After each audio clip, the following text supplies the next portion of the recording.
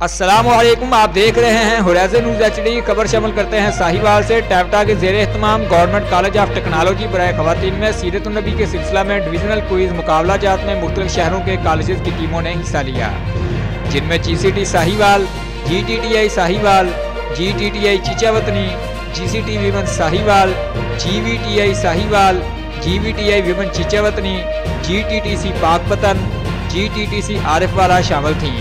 Quiz programme में तलबात ने सीरत नबी सल्लल्लाहु अलैहि वसल्लम के मुतल्लिक सवालात किए, जिनका तलबात ने मुकम्मल तैयारी के साथ जवाब दिए। मुकाबला जात के नताए सीनियर साजा ने बतौर जजेस मुरतब किए।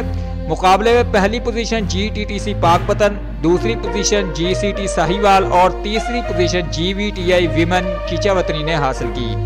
तकरीब के मेहमान ख़ुसूसी टैप्टा डायरेक्टर साहिवाल डिवीज़न मजहर नदीम थे।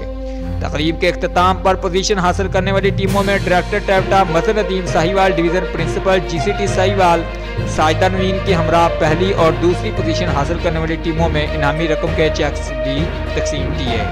रिपोर्ट शान अहमद, नुमाइंदा ख़ुसूसी होराइज़न।